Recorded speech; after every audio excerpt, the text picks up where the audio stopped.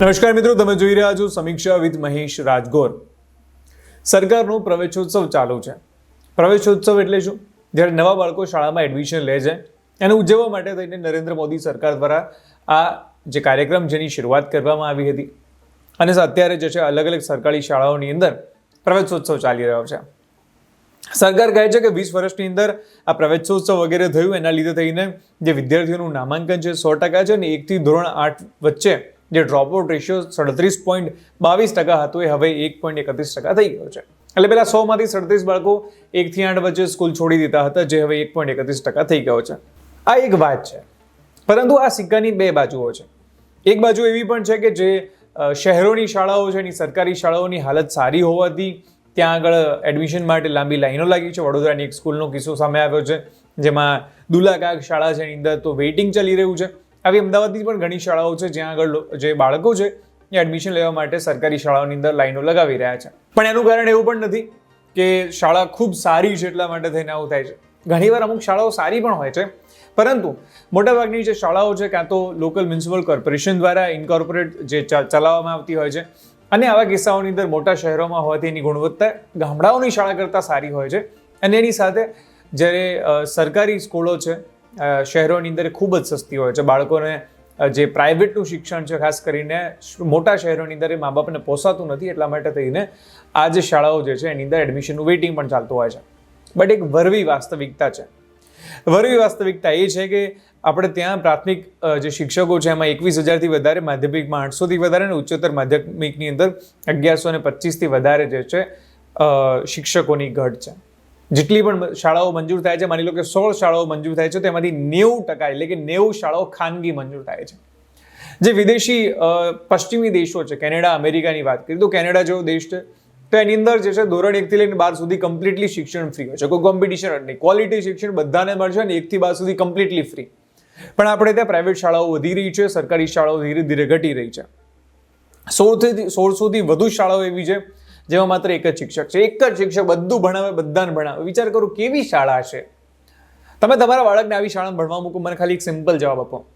આ દેશના કોઈ પણ મોટા નેતા, અધિકારી બધાને એક સિમ્પલ પ્રશ્ન છે કે જે શાળામાં આખી શાળામાં એક માસ્તર હોય એ શાળામાં તમારા બાળકને ભણવા મોકલશો?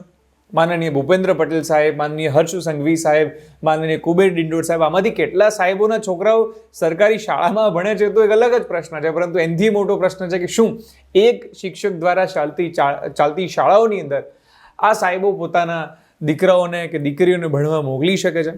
છેલ્લા 3 વર્ષમાં 151 સરકારી શાળાઓ બંધ થઈ છે અને 600 પ્રાથમિક શાળાઓને મર્જ કરવામાં આવી છે. ડેડિયાપાડાના ધારાસભ્ય ચૈતર વસાવાના અમુક ફોટો સામે આવ્યા, જેની અંદર જોઈ શકો છો કે શાળાઓની હાલત કેવી છે. ગુજરાત કોઈ ગરીબ રાજ્ય નથી. ગુજરાત રાજ્ય એવું છે કે જ્યાં આગળ કરોડો રૂપિયાનો ખર્ચો કરીને ધોલેરાસર વિકસાવવામાં આવી રહ્યું છે, ગિફ્ટ સિટી વિકસાવવામાં આવી રહ્યું છે. આપણે ત્યાં સી પ્લેનો ઉડતા હતા, આપણે ત્યાં રિવરફ્રન્ટો બને છે. બધું જરૂરી છે, no doubt. Tourism and all બધું જ જરૂરી છે, પણ શિક્ષણથી મહત્વનું બીજું કંઈ ખરી? આ દેશની શાળાઓ, આ રાજ્યની શાળાઓ કેવી હોવી જોઈએ? ઉમદા હોવી જોઈએ. સરકારી શાળાઓની હાલત તો જો ખખડધજ થયેલી પડી છે. ચૈતર વસાવા જે સ્કૂલોમાં ગયા એમાંની એક સ્કૂલનો એક ફોટો ખૂબ વાયરલ થઈ રહ્યો છે કે આવી શાળાઓમાં તમારા બાળકો ભણશે. એક પ્રશ્ન દિલ ઉપર હાથ રાખીને જો ખાલી નેતાઓ પોતાને પૂછે ને, શું કુબેર ડિંડોર પોતાના દીકરા કે દીકરીને આવી શાળામાં ભણવા માટે મોકલશે? શું હર્ષ સંઘવી પોતાના દીકરા કે દીકરીને આવી શાળામાં ભણવા મોકલશે? કોઈ પણ મંત્રી, કોઈ પણ ધારાસભ્ય શું આવી શાળાઓમાં પોતાના દીકરા કે દીકરીઓને ભણવા મોકલશે? નહીં મોકલે.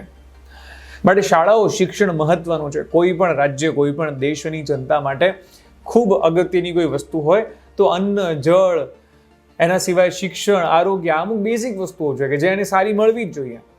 પણ એ બેઝિક ફેસિલિટી ગુજરાત જેવું રાજ્ય પૂરું નથી પાડી શકતું. બોલો, તમે લોકોએ મુંબઈ લોકલના પેલા વિડીયોઝ તો જોયા છે જેમાં ઘેટા બકરાની જેમ લોકો જાય છે અને રોજે રોજ આવું થાય છે.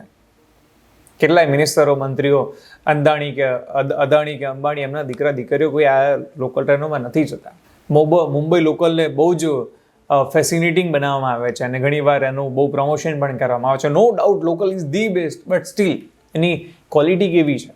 ઘેટા બકરાની જેમ લોકો ભરાઈને જાય છે, ઘેટા બકરાની જેમ. Can you imagine? પરિણામે એક જાહેર રીતની અરજી થઈ હતી, એમાં બોમ્બે હાઈકોર્ટે કહ્યું છે કે લોકો જે ઘેટા બકરાની જેમ જાય છે એ પ્રવાસ કરવો શરમજનક છે અને એની માટે થઈને અધિકારીઓને જે છે જવાબદાર માનવામાં આવે છે. અને આ બાબતે હાઈકોર્ટે વેસ્ટર્ન અને સેન્ટ્રલ રેલવેના જનરલ મેનેજરોને નિર્દેશ આપ્યા છે કે આ સ્થિતિ સુધારવામાં આવે. હવે આ તો રેલવેની વાત કરી, રેલવેની નહીં, આ તો હાઈવેમાં પણ આવી જ હાલત છે. કેન્દ્રીય માર્ગ મંત્રી જે છે એ નીતિન ગડકરી એમના દ્વારા કહેવામાં આવ્યું છે કે જો રસ્તા ખરાબ હોય તો એજન્સીઓ ટોલ ન લેવો જોઈએ. આ નિવેદન આપ્યું છે. આ લઈને તમે કોઈને બતાવવાના જ હતા, નહીં તો ટોલ નાકાવાળા આજકાલ તો ગુંડાઓને રાખતા હોય છે ત્યાં આગળ, અને ગુંડાઓ તમારી ઉપર હુમલો કરી બેસે તો 100 નંબર લગાવશો તો પોલીસ પણ નહીં આવે.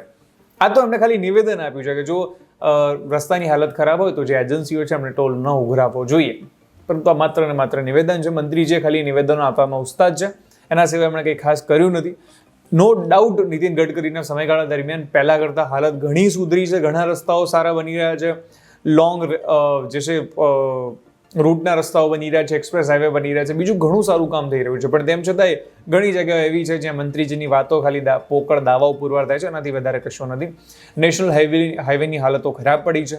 NHAI ઉપર જે ટોલ ટેક્સ કન્ટિન્યુઅસલી એક્સ્ટ્રા વધારો ચૂસી લો જનતાને. નો ડાઉટ યાર, ટોલ ટેક્સ લો તમે, ઇટ્સ ઓકે, બટ એની સામે એટલી ફેસિલિટીઝ કોણ આપશે? મંત્રીજી પાસેથી આશા છે કે જે નિવેદન આપ્યું છે એને લઈને નિયમો પણ બનાવે.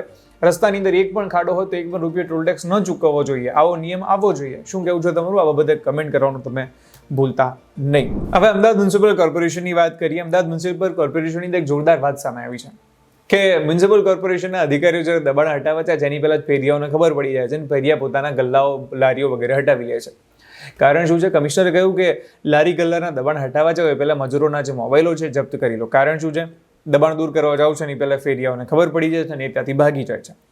પૂર્વ ઝોનની અંદર દબાણ વિભાગના મજૂરોના વોટ્સઅપમાં 500 ગ્રુપ એવા છે જેમાં ખાલી ફેરિયાઓ જ છે.